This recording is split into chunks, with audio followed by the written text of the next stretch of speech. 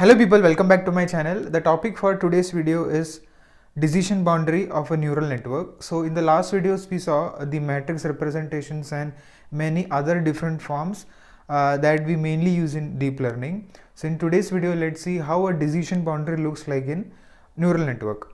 Now we have learned in different algorithms including decision trees and linear regression and many other. That is, we have a specific kind of decision boundary for each of the data set, and it depends upon how the input distribution is. So in neural network there is no particular kind of decision boundary that is general for each and every instance that which it incurs. Instead, as and when how the data comes, it will learn the decision boundary as it is. So say for example, now since I have this axis, and say if I have some instances say like this, and I have some more instances like this, that is this is a two class problem. So now what you can see is the distribution of the data that is homoscedastic, means that is uniform across the two separations. Now if I ask you like whether I can draw a decision boundary that can well separate these two different classes, so I can essentially say like I can draw something, a decision boundary like this, where equation of this is equal to y is equal to of the form x. So where y minus x is less than 0 on this side and y minus x is greater than 0 for this other class.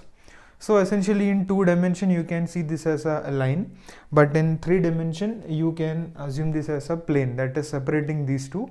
So whatever instance lies on the upper side, that belongs to this cross or the black class, and whichever falls below this plane, that belongs to this blue class. Now say for instance we have some another setup. So in the real world you don't have the data set all in linear formation, so there can be non-linearity also, so that's why we introduce the non-linear part. So we'll come into that a bit later. So now say our distribution is, say like we have now the points laid in this way, and we have some more points which are say of this class. Now this class is somewhat homoscedastic, means it is uniform, but the lower class which is there, that is for the blue, it's not uniform, but there is some kind of particular curvature that is following. So essentially we cannot put a straight line that passes through or that separates these two classes.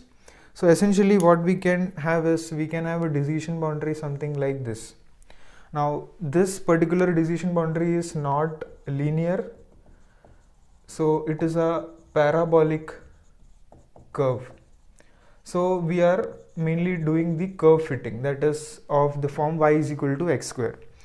So essentially you can see that this particular looks like a bowl shaped in 3 dimension. So where for the cost function for linear regression you have the slope and the intercept.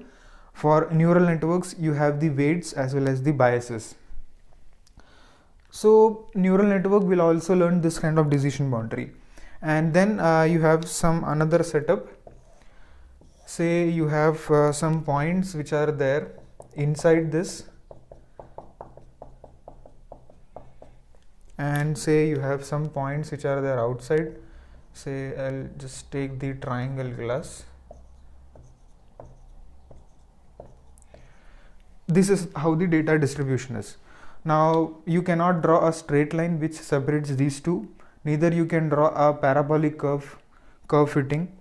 So what you can essentially do is you can draw a circle, so which is of the form x square plus y square is equal to a square for some constant, and for the classes which lies inside, x square plus y square minus a square is less than 0, and for outside this equation becomes x square plus y square minus a square is for this inside it's less than, for outside it is greater than 0. That is for points lying on the circle, for that you have this equation of a circle, and for points that lie inside, the radius or this particular value is less than 0, and for outside it is greater than 0. So now you can see different types of decision boundaries are there across different algorithms. So you need to make your neural network learn these all decision boundaries. And so if your equation, if you remember, that is we have, that is the linear part, when we compute w1 x1 plus w2 x2 up till you have wn xn. So this was the linear part that we were computing in this particular unit. So then we have some non-linear functions. So mainly we would use a sigmoid function so that it transforms into some essential formation. So now say your neural network is just learning only this particular linear function, but then now each and every time it is classifying your instances in this way.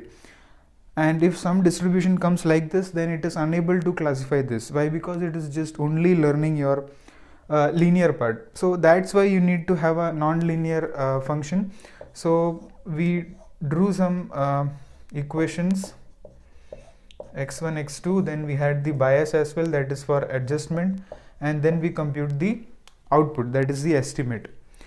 So having a linear function and non-linear function, both are indispensable part of neural network. So you can't just take away the non-linear part from this unit. So it's like the human brain. So if you have only the right brain and if you don't have the left brain, then that becomes difficult for you to survive. So similar is the case with the neuron. It won't survive, but then it will collapse immediately after a few computations, or neither it will not do any computations at all. So I'll just give you one more example. Say we have some mathematical equations, like we have, say w is represented in terms of ax, then say you have x in terms of by and y in terms of cz. Now I'm asking you to represent w in terms of z. So how would you do that? So first you will take this equation, in place of x you would replace it by by, and in place of y you would represent z. So assume all these a, b, c's are constant. So say just consider this as number 3 into 2 into 1, that becomes 6. So w is nothing but 6 times of z. So this is a linear function. Now in the real world, say our equation is of form z is equal to w1 x1 plus w2 x cube, w3 x4, and so on, wn xn. If you have these kinds of representations, or this is not a monomial but this is a polynomial. So if your neural network is not able to learn these things, then it becomes difficult for you to transform or train your neural network in each and every scenario. Then you need to change that architecture which we have seen, and which essentially affects your generalization of a neural network. So learning these kinds of functions becomes essential. So before the era of deep learning, if these things were coming into your equation, then how they would treat is by using something called as feature engineering. So where what they did is they tried to replace this coefficients which were not linear in input. They tried to pass it to some function to make it linear, and then they would put into your function. But in the current deep learning techniques or strategies we use, we don't do feature learning. So feature learning is not, or feature engineering is not a part of current deep learning trends. So all the inputs are considered as linear, and then we do it in some non-linear function by using sigmoid or other functions like ReLU or tanh. So what we mainly see is we have some input layer and we have the output layer, and then we have n number of hidden layers. So up till 1, 2, up till n hidden layers. Say it can be up till any number for the complexity. Now if your neural network is just only learning or just taking the inputs and just multiplying it with the weight vector, then what is the purpose of your neural network? It is not merely learning anything, just it is multiplying and then it is just adding up with all the other weights. So that is just you can do with your simple math also. But in order to learn the non-linearity present in particular data set, how the distribution is, how it would change in a particular period of time, you need to have this non-linearity part also. So it becomes an indispensable part of your neural network in learning, so that it can learn each and every decision boundary which is there and which is offered by other machine learning algorithms, that is by SVM, or if you have some other curves, parabolic curves, linear regression, decision trees, and many other.